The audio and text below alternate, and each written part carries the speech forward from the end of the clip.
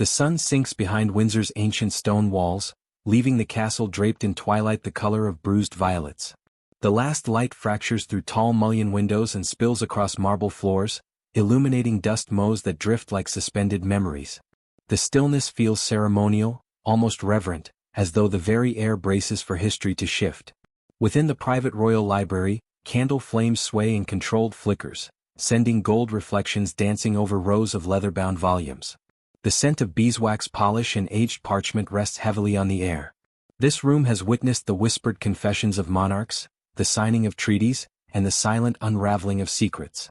Tonight it braces for one more. Princess Anne sits at the grand mahogany desk positioned beneath an immense oil painting of her younger self on horseback. The writer in the portrait is fiery, determined, disciplined. That version of Anne still exists, but age has sharpened her, not softened her. Lines of experience trace the edges of her eyes.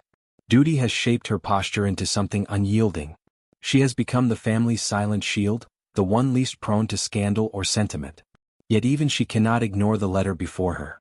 The sealed envelope on the desk bears no crest, no formal insignia, only typed initials and a private courier mark. Its lack of ceremony makes it louder than any royal seal could. Secrets rarely travel, clothed in official elegance. The most dangerous truths arrive quietly. Anne studies the envelope without touching it. Her breath remains steady. Her face was unreadable, but attention hangs in her shoulders, subtle and unmistakable. She has known for many years that the past carries debts no crown can permanently bury. At last she breaks the seal. The paper inside is crisp and painfully ordinary. Her eyes scan the header. A private laboratory. A confirmation request processed discreetly and urgently. Beneath the formalities rests a phrase that tightens her throat. Mandatory confidentiality. She reads the results. The text is clinical, dry, precisely measured. Yet those sterile words carry the weight of a thunderclap. DNA sequencing completed. Chain of custody confirmed. Maternal lineage verified. Princess Diana confirmed. Anne's fingers freeze over the page. The fire behind her crackles louder as if the room itself reacts. For a long moment Anne does not move. Her eyes linger on the signature line tracing the name of a doctor sworn to secrecy. A silence thickens around her. Not peaceful, heavy, the kind that follows an earthquake no one else has felt yet. Then she exhales, slow and controlled. So it is true. The words fall with the gravity of a verdict. Her mind, ever disciplined, begins pulling memories from the past. Not sentimental memories but observations, hints, signs. She remembers the tension between Diana and the institution. The way Diana smiled for crowds, yet carried a quiet defiance beneath her angelic charm. The world saw a fairy tale. The palace saw a wildfire. And recalls a conversation from years ago. A rare moment when Diana spoke without camera flash or curated grace. Her voice had been low, her tone urgent. One day everything will change and when it does, the truth will matter more than tradition. And had dismissed the comment as another of Diana's emotional flourishes. A romantic idealism unsuited to monarchy. But now looking at the paper in her hands, she wonders whether Diana had been speaking of this, a secret not meant as rebellion, but as insurance or legacy. Outside the evening bells toll across the grounds, slow and solemn. The sound rolls through corridors and courtyards like a warning. And stands abruptly, pacing the room with measured steps. Her boots click sharply against polished stone. She never liked uncertainty nor surprises. And Diana, even dead, has delivered one final surprise. But this is not a scandal in the usual palace sense, not whispers of affairs or disagreements or televised confessions. This is blood legacy succession. A secret child confirmed by science. For years, rumors drifted through tabloids and late-night chatter. Fantastical stories of hidden heirs, medical appointments without explanation, brief absences from royal schedules. The monarchy dismissed such claims as inventions of a hungry press. And Diana, with grace and sorrow, never confirmed nor denied. Perhaps she had hoped time would reveal what she never could. And stops pacing and looks out through the window. Beyond the glass lies a moonlit landscape, ancient trees, immaculate lawns, centuries of architectural pride. The monarchy exists not simply as a ruling body, but as a tapestry of lineage. Every birth, every union, every loss shapes the story. This revelation threatens to rewrite chapters already etched into national memory.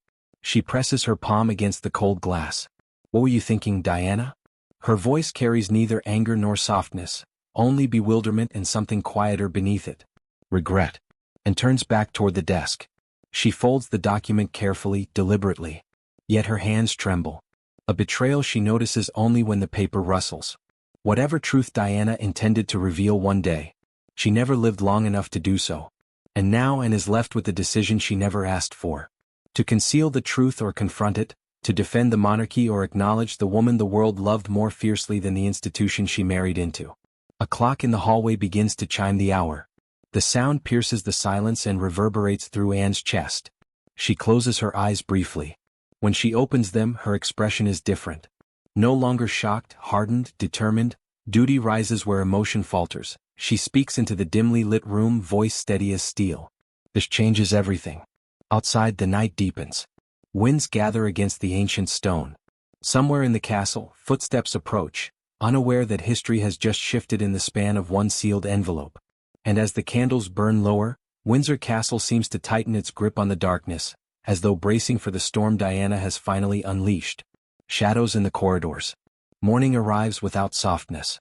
The sky above London is a sheet of pale gray. Neither storm nor serenity, but something suspended in between. Buckingham Palace awakens with its usual ritual precision. Footmen move silently across polished floors. Silver trays carry tea, correspondence, and tightly controlled agendas. Yet beneath the routine, there is a subtle dissonance, a shift in atmosphere, something unspoken. Palace staff have learned over generations to read silence as fluently as spoken instruction. Today, silence feels heavy. Princess Anne moves through the private hallway reserved for senior members of the royal family. Her stride is brisk, expression firm, every inch the disciplined figure the public rarely questions. But inside her thoughts churn with relentless speed. The envelope and its contents remain locked in a secure drawer. Yet the information inside it is not contained. It echoes in her mind like a bell that refuses to stop ringing. She arrives in a small conference room used for confidential matters. The room is modest by royal standards, muted cream walls, a mantel clock ticking steadily, and a round table polished to a military shine. No portraits, no symbolism, only function. Seated at the table is Sir Leicester Pembroke, one of the monarchy's most trusted senior advisors. His hair is silver, his posture immaculate, his gaze calm but probing. He knows something is coming. He has seen the look before, the look of a royal holding a truth no one wishes to hear. And sits. She wastes no time. The laboratory report has arrived. Sir Leicester nods, though the tightening at his jaw reveals he does not welcome the confirmation. And the result, he asks quietly. Anne's voice remains measured. It is positive. A breath leaves him barely audible but enough to shift the temperature of the room. For a long moment, neither speaks. The clock on the mantel marks the passing seconds with infuriating patience. Sir Leicester eventually breaks the silence.